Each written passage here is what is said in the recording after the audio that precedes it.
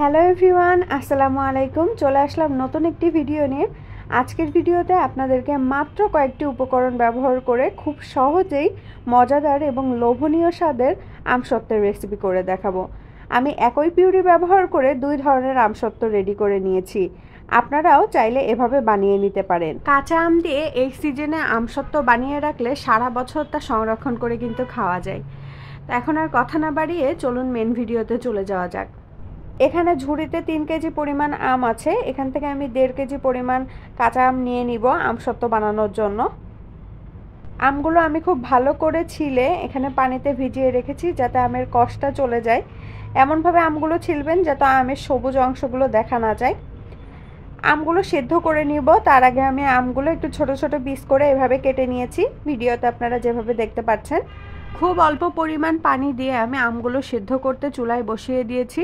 এ পর্যায়ে আমি কয়েকটা কাঁচামরিচ এবং শুকনা মরিচ দিয়ে দিচ্ছি, এতে হালকা ঝালঝাল ফ্লেভার আসবে। আর দিয়ে দিচ্ছি সামান্য পরিমাণ লবণ। আমি এখনই খুব বেশি লবণ দিব না, জাস্ট সিদ্ধ হওয়ার জন্য যতটুকু লবণ প্রয়োজন ততটুকু দিয়ে নিয়েছি। এতে খুব দ্রুত সিদ্ধ হয়ে যাবে আমগুলো। এমনিতেও আম অনেক দ্রুত সিদ্ধ হয়ে যায়, তাই খুব বেশি পানি দিবেন না, তাহলে আমসত্ত্বটা অনেক বেশি পাতলা হয়ে যাবে। তো আমি একটু নাড়াচাড়া করে ঢাকনা দিয়ে ঢেকে দিয়েছিলাম প্রায় 3 মিনিট মতো। তো ঢাকনাটা উঠিয়ে আবারও একটু নাড়াচাড়া করে নিচ্ছি। দেখুন আমের নিজস্ব কিন্তু একটা পানি আছে, সেটাও বের হয়ে এসেছে। এই পানিতে আমগুলো কিন্তু খুব ভালোভাবে সেদ্ধ হয়ে যাবে। তো আমি আবারও ঢাকনা দিয়ে ঢেকে দিচ্ছি প্রায় 10 মিনিটের জন্য।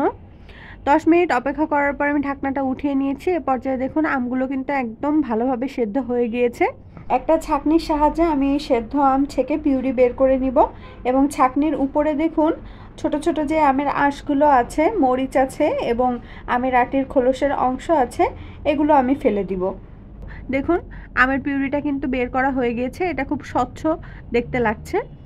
তো এখন আমি চুলায় একটা পাতিল বসিয়ে এর ভিতরে আমের পিউরি পুরোটাই নিয়ে নিয়েছি। দিয়ে দিচ্ছি স্বাদমতো চিনি।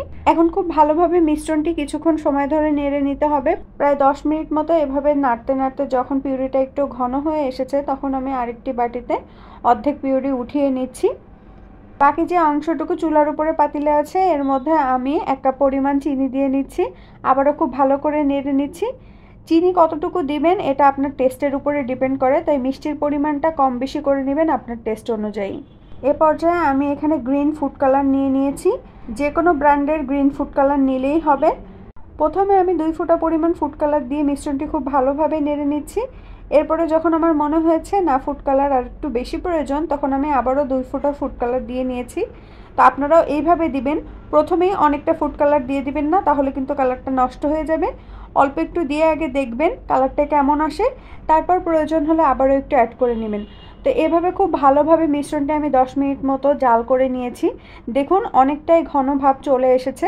তো এভাবেই অনবরত নাড়তে থাকতে হবে। নাড়তে নাড়তে যখন একটা পর্যায়ে দেখবেন মিশ্রণটি বেশ আঠালো হয়ে এসেছে এবং মিশ্রণটি বুদবুদ আকারে ফুটছে, তখন বুঝে নেবেন এটা একদম রেডি। এ পর্যায়ে মিশ্রণটি ঢালার জন্য বড় একটা প্লেটার নিয়ে নিয়েছি। এতে অল্প পরিমাণে সয়াবিন তেল মাখিয়ে নিচ্ছি। অনেকে সরিষার তেল দেন, কিন্তু সরিষার তেল দিলে একটু গন্ধ আসে, এই কারণে আমি সয়াবিন তেল দিয়ে নিয়েছি অল্প পরিমাণে। মিশ্রণটি গরম থাকতে থাকতে এভাবে প্লেটারে তেল মাখিয়ে ঢেলে নিতে হবে। তারপর হাতের সাহায্যে একটু ঝাঁকি দিলেই এটা পুরো প্লেটারে ছড়িয়ে পড়বে। আমি যেটুকু পরিমাণ বানিয়ে নিয়েছিলাম তাতে আমার 2টা প্লেটার ফুল হয়ে গিয়েছে। তো এই 2টা এখন আমি ফ্যানের নিচে রেখে দিয়েছি শুকানোর জন্য। বাকি যে অর্ধেকটা পিউরি আমি উঠিয়ে রেখেছিলাম সেটা নিয়ে এখন কাজ করব।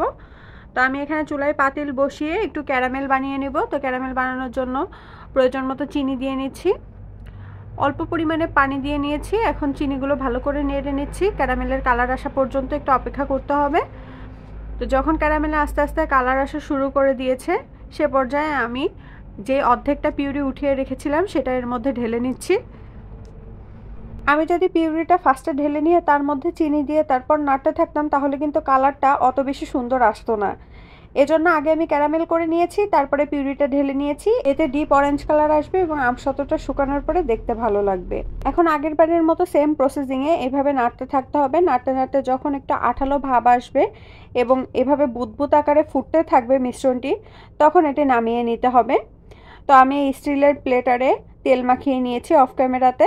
এখন প্লেটারের উপরে মিশ্রণটি ঢেলে হালকা করে এভাবে হাতের সাহায্যে ঝাঁকি দিয়ে নিয়েছি। এতে মিশ্রণটি পুরো প্লেটারে সুন্দরভাবে ছড়িয়ে যাবে। তো দেখুন আমি যতটুকু মিশ্রণ বানিয়ে নিয়েছিলাম তাতে আমার এই 4টা প্লেটার ফুল হয়েছে। এখন এটি সারা রাত ফ্যানের নিচে শুকানোর জন্য রেখে দিব। তো সকালবেলা উঠে আমি এগুলো আপনাদেরকে দেখাচ্ছি। এখন দেখুন ফুল স্পিডে ফ্যান দিয়ে আমি এটা শুকাতে রেখে দিয়েছিলাম, খুব ভালোভাবে কিন্তু শুকিয়ে দিয়েছে। আমি এখানে আপনাদেরকে আঙুল প্রেস করে দেখাচ্ছি, দেখুন আঙুলের কোনো ছাপ কিন্তু এখানে পড়ছে না, তার মানে এটি খুব ভালোভাবে শুকিয়ে গিয়েছে। যখন আপনারা প্লেটারে মিশ্রণটি ঢেলে নেবেন তখন একটু পাতলা করে ঢালবেন, তাহলে ফ্যানের নিচে রাখলেই শুকিয়ে যাবে, রোদে দেওয়ার কোনো ঝামেলা থাকবে না। অফ ক্যামেরাতে আমি একটি নাইফ দিয়ে এগুলো লম্বালম্বিভাবে কেটে রোল আকারে মুড়িয়ে নিয়েছি। দেখুন কত সুন্দর লাগছে দেখতে এবং কালারটা কত ভালো এসেছে, খেতেও কিন্তু দারুণ স্বাদের হয়েছে। তো আপনারাও বাসায় এভাবে একই পিউরি দিয়ে 2 কালারের আমসত্ত্ব বানিয়ে ফেলতে পারেন। আমি কিন্তু খুব সহজেই দেখানোর চেষ্টা করেছি এবং মাত্র কয়েকটি উপকরণ ব্যবহার করেছি। অনেকে আমসত্ত্বতে অনেক কিছু ব্যবহার করে থাকেন, তাতে কিন্তু আমসত্ত্বের রিয়েল টেস্টটা পাওয়া যায় না। রোল আকারে বানানো আমসত্ত্বগুলো আমি একটা জারের মধ্যে ঢুকিয়ে নিয়েছি। এভাবে এটি ফ্রিজে রেখেও সংরক্ষণ করা যাবে, আবার রুম টেম্পারেচারেও দীর্ঘদিন রেখে সংরক্ষণ করা যাবে, সেক্ষেত্রেও কোনো সমস্যা হবে না। তো আপনারাও বাসায় বানিয়ে ফেলতে পারেন খুব সহজেই এই মজাদার স্বাদের 2 রকমের আমসত্ত্ব। আজকের মতো এখানেই বিদায় নিচ্ছি। আশা করছি ভিডিওটি আপনাদের ভালো লেগেছে। দেখা হবে নেক্সট ভিডিওতে নতুন কোনো রেসিপি নিয়ে। সে পর্যন্ত সবাই ভালো থাকুন, সুস্থ থাকুন। আসসালামু আলাইকুম, আল্লাহ হাফেজ।